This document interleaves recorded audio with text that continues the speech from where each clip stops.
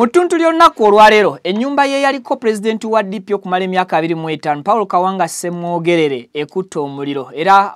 poliisi enzinyamoto egezezaako okukola ekisoboka kyonna kyonna okusobola okulaba ng'ezikiriza akaliro kano. Bino nno byonna bibadde awo olubaga era nga ensasagge ebadde nnyingi nnyo nnyini ddala abantu bangi bagezezaako okujja okudduukirira newankubadde omuliro gubadde gukutte munda mu kikomera ng'obuyambi butono mu kusookera ddala naye oluvannyuma poliisi enzinyamoto oba poliisi etakiriza omuliro esobodde okuleeta ebimotoka byayo ebya fire bwetyo netandika okuba nga eyiwaka amazzi n'okukola omulimu gwayo okusobola okulaba ng'omuliro guno guzikira. Omuliro gubadde mungi nnyo era damages nnyingi naye poliisi emaze okuba nti ekola omulimu guno era bwetyo netukakasa ku nsonga ezimu zenjagala okubeera nga nkutangaza. Assalamu alaikum wa rahmatullahi wa barakatuh. Buli kizibu ku nsi kirina eddagala gw'atawaanyizibwa ebizibu by'enjawulo. Hajji Abbas Muwanula omusomi w'edduwa wakubimala ng'ayita mu kusoma edduwa. Emirimu gyabula ofuna ebirooto eby'entiisa ogobye ku passport ebbanga ddene tefulumanga osabye visa bigaanyi gye wagenda ku kyeyembeera ekaluubiridde ne bw'obeera emitalo w'amayanja teweetaaga kujja mukono gye nsangibwa kulombera dduwa zange ku namba y'essimu +256 777 43 noti 47 oba +256 742 96 93 33 byobala tebikutuka oba oli akumazeko emirembe ntuukirira ku WhatsApp oba ojje mukono nkulombera edduwa ebisibye bikutuke. Assalamu alaikum wa rahmatullahi wa barakatuh. Video nkusabye soko ogiweka like. Yes, information ine duke ku misinde jamanyi etuke kwayagala okugiraba okosako okujiwuliriza mukadde netukusaba mbutongole twegateko ngo subscribinga ku mukutu ofunenga latest updates ne latest information famawuli tugakuwa mu butuufu bwago ate tugakuwera mukadde. Kakati amawulire wegatusangidde zibadde ndoza sawa nga mu 7 kitundu awo embeera weesajjukidde wali eri erubaga okuliraana cathedral around there. Omukulu yaliko senkagale wa DP okumala emyaka 25 emabega Paul Kawanga Ssemwogerere omu ku bannabyabufuzi abagundiivu ddala mu history wa Uganda naddala ku side ya politics oba ebyobufuzi. Amaka ge gakutte omuliro n'omusajja yali ayagala DP okuva ku ntobo y'omutima gwe nga n'amakaage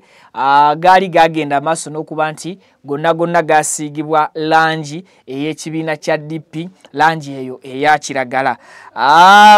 Ono Paul Kawanga Ssemwogerere okumukujjukizaako osobola okumutegeera obulungi ng'oggyeko okubeera nti yarunning ekibiina kya DP emyaka 25 nga yakikuttemu. Ono yaliko leader of opposition mu government mwaka gwa 1981 okutuukira ddala mwaka gwa 1985. Ono still yaliko candidate oba yavuganyako mu race y'omukulembeze w'eggwanga mwaka gwa 1980 era bw'atyo Milton Obote namuwangula omukulu yali ow'ekibiina kya UPC abajjukira ebiseera ebyo nze saaliwo. Then kakati era Paul Kawanga Ssemwogerere bw'oba wakumujjukira bulungi nnyo nnyini ddala ono yasavingakoko nga Minister of Internal Affairs mu government ya Tito Okello Lutwa. Musajja nkulaga CV ey'ebyobufuzi nti yabadde musajja oba yali musajja mugundiivu before nga tanaba kuvambula mbwense era history tasobola kusanguka newankubadde ye ng'omuntu takya-existinga.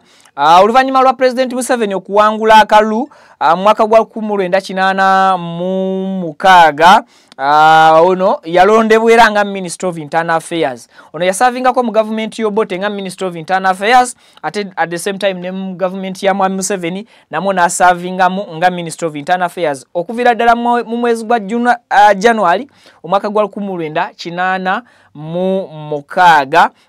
ng'obuyinza bwakakwatibwa bwe buti. So kitegeeza nti government bwe yakyuka ye position ye teyakola ki position ye teyakyuka. Yaliko Minister wa Foreign Affairs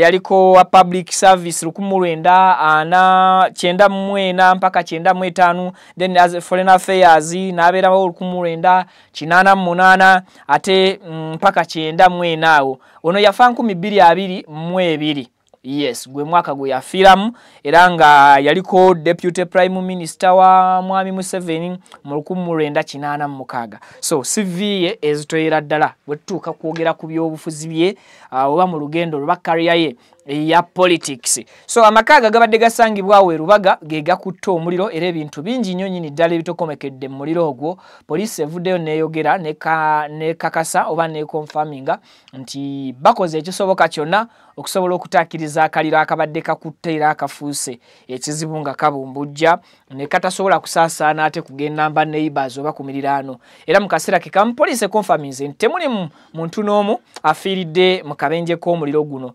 newankubadde egamba ekyakola okunoonyereza okusobola okutegeera n'okumanya kiki ekiyinza okuba nga kiviiriddeko embeera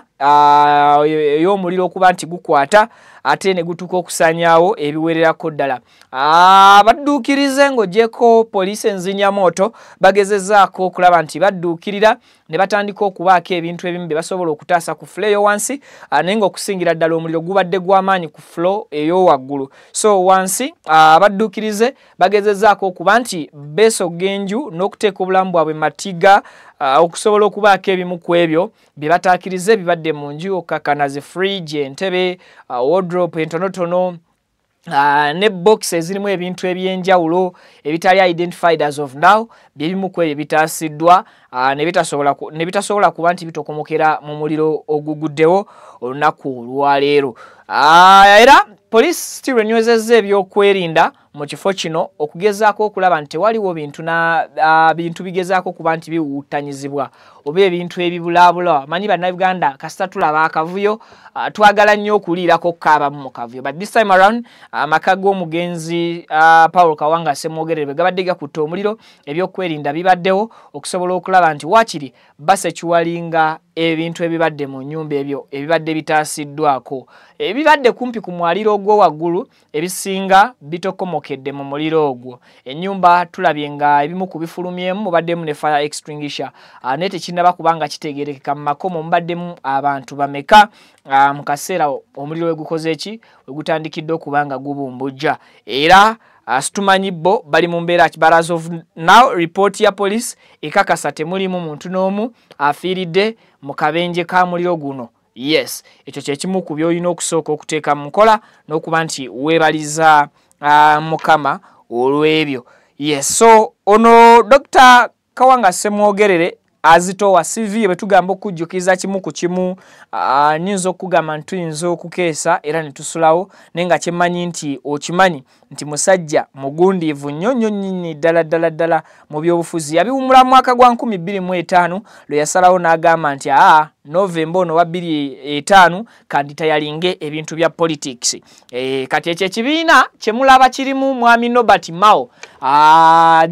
ye yadda mbigere bya Ssemwogerere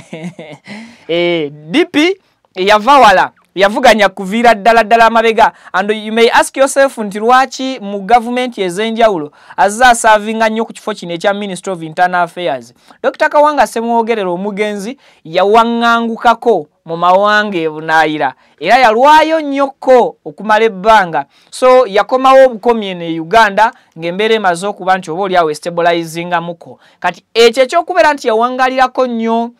mu mawanga g'ebunaayira kyamuwa enkizo nnene mu gavumenti z'ebiseera ebyo okukakasa nti yali asobola okukwanaganya ensonga z'amawanga era bamuwa obwa Minister of Internal Affairs ensonga ez'omunda mu ggwanga ng'azitegeerera ddala bulungi olw'okubeera nti mawanga ag'enjawulo gye yawangaaliranga mu exile yamanyanga eggwanga lisobola kutambula litya mu system eyo ate bwe yadda wano n'atambuza olugendo lw'ebyobufuzi nga lugumu nnyo nnyini ddala so nga kizibu nnyo gavumenti okuba nti esobola okukola ki nti esobola okumwewala era n'olunaku lwe bamukuba akalulu mu gavumenti ya Obote ya making sure nti yadde bamukubye akalulu mu G8 mu ogumu n'afuuka leader of opposition awo naona CV omuntu ebeekola ki ebeera ezitowa buzitoyi so tetusobola kwogera bwogezi ku nnyumba ya Kawanga Paulo Semwogerere nti eyidde omuliro nesisooka kuwa nsonga lwaki tusobola okukwata story oba eggulire erifudde ku bulamu bwe yaleke mabega oluvannyuma lwa mwaka gwa 2022 okuba nti mwe yafiira ne tugaana okuwa updates ku nsonga eyo. Wakyaliwo abakyakkiririza mu bufuzi bwe oba mu bukulembeze bwe si bufuzi sorry mu bukulembeze bwe yalimu mu kaseera ng'ali active before 2005 nga tannaba ku retiringa mu nsonga za politics. Wakyaliwo abali ku musingi ogwa DP sorry not TB omusingi gwa DP n'engombo ya Egumire because engombo ya DP Egumire yachi yadda so nga bo bakyakkiririza mu foundation y'omukulu Paulo Kawanga Semwogerere newankubadde ebiriwo olunaku olwaleero ekibiina yakitwala ate yagenda n'akyambaza skirt then ate ekibiina kya National Resistance Movement bwe kyayambala empale kyo ne kikuba ekidaala so ekyo kisobola kubeera nga kyebeereka. Mwami Nobert Mao yazzeemu n'abanga akwatira ekibiina kino bendera era nga ye president general waakyo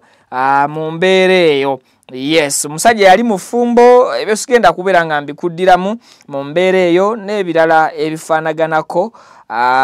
ng'ebyo. So tukkirize updates zenkuwaddeko sofa tusooke tutambule neza ate nga bwe tukomawo okumanyira ddala ekituufu ekiviiriddeko omuliro guyinza okuba nga gukutte ennyumba eyo